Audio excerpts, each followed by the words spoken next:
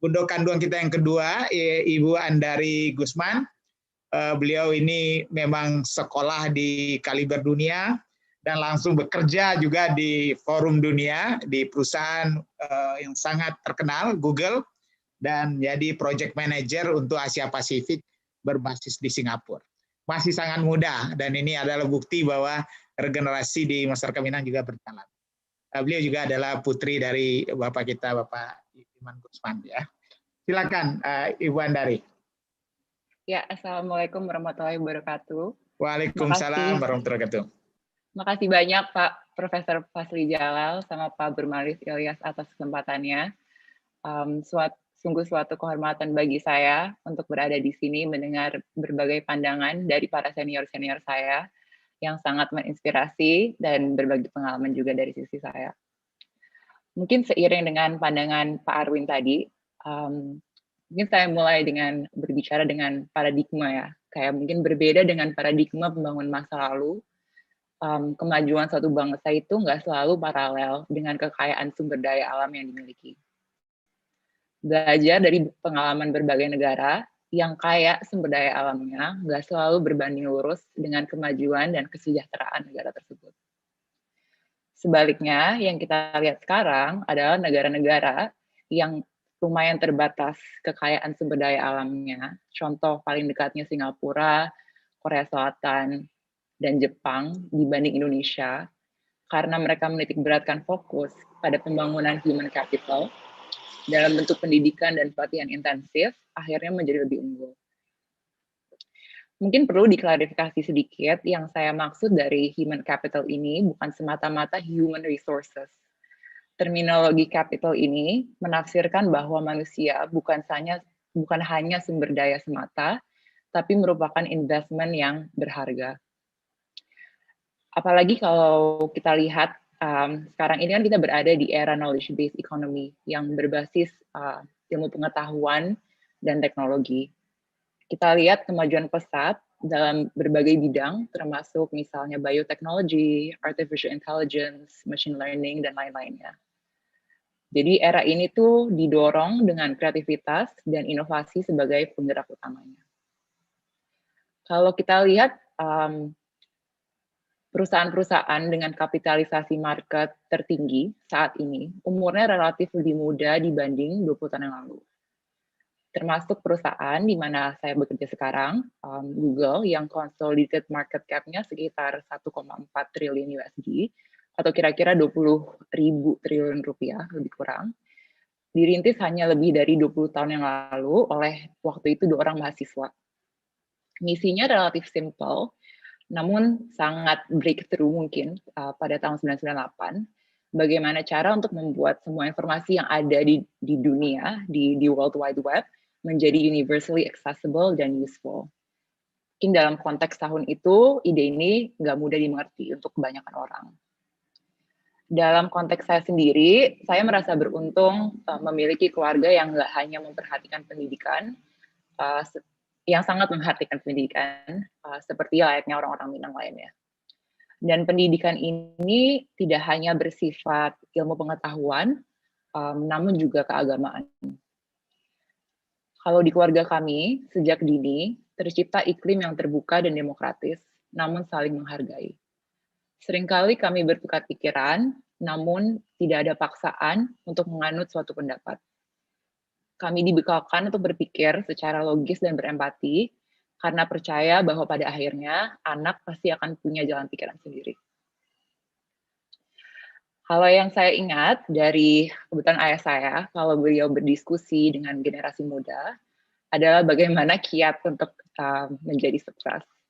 Ini ada formulasinya, 5 prinsip dasar yang mudah diingat, yaitu brain, dream, spirit, confidence, dan prayer.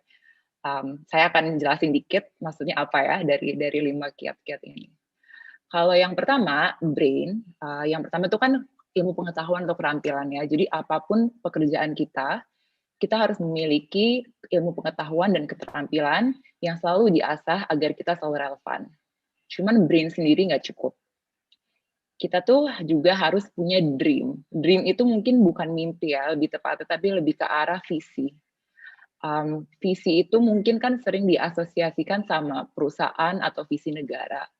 Tapi sebenarnya juga applicable pada diri kita sendiri. Ini penting supaya kita terus punya tujuan hidup. Dan dengan brain dan dream, kita juga butuh spirit. Kalau spirit itu mungkin dalam arti lain itu energi kali ya, atau inner motivation untuk terus melaju ke depan.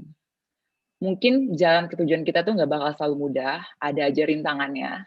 Namun kalau kita punya ini, apapun yang kita hadapin pasti bisa dilewati dengan baik.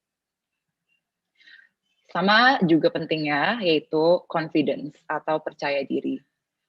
Jadi jatuh bangun itu tuh jadi udah nggak jadi masalah lagi untuk mencapai suatu cita-cita atau tujuan atau kemauan, karena kita tahu bahwa itu hanya sebuah proses untuk mencapai tujuan terakhir tadi. Yang terakhir itu adalah prayer. Mungkin tepatnya itu prayer itu lebih ke arah berserah diri ya, berserah diri pada Allah Subhanahu wa Ta'ala.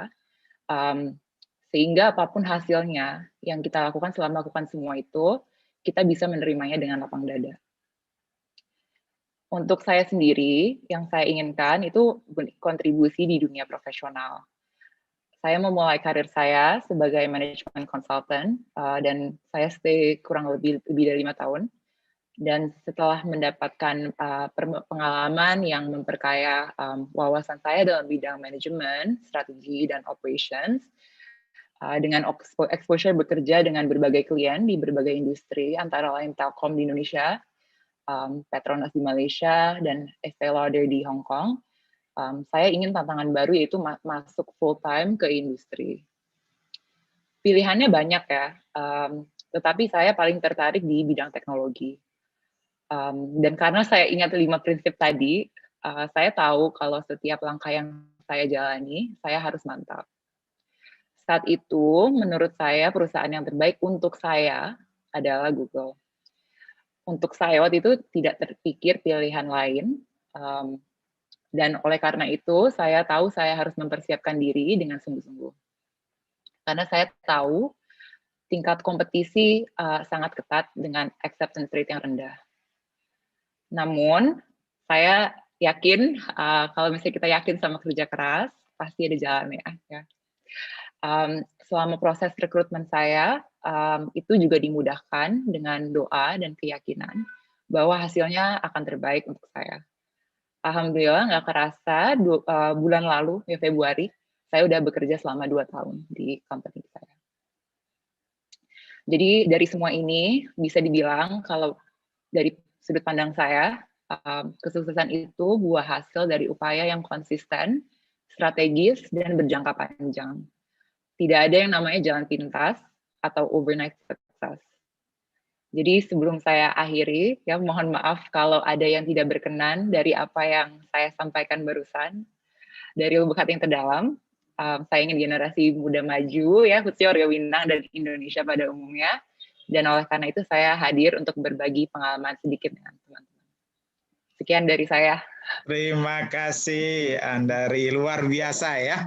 Nanti kepada Andari dan teman-teman yang lain ya, tolong para narasumber melihat di chatting, karena nanti waktu round berikutnya 5 menit kita berikan kesempatan baik menjawab pertanyaan maupun juga menambahkan hal-hal yang dirasa masih perlu ditambahkan. Mungkin tambahannya dari saya satu aja kali ya, yang karena tadi udah di-address dari banyak speakers kita yang very inspirational. Kalau saya mungkin salah satu kutipan favorit saya, my favorite quote itu go into the world and do well, but more importantly go into the world and do good. Jadi mungkin artinya itu adalah kayak kalau yang pertama kan, ya of course kita mau sukses ya dalam kehidupan kan. Cuman itu kan konotasinya lebih ke arah kesuksesan kita sebagai individu more often than not. Tapi kalau kita do good itu kan berarti kan kita lebih ke arah sharing ke others, ya kan. Jadi instead of pelajaran hidup atau pelajaran apapun yang kita aplikasikan kehidupan kita sendiri untuk benefit kita sendiri, kita sharing ke orang-orang. Jadi hasilnya bisa orang-orang lain bisa belajar dari kita dan lebih banyak orang yang bisa sukses juga dari pengalaman kita tersebut. Itu aja sih. Baik, terima kasih Uni Andari ya. Makin bernas utir-utir beliau.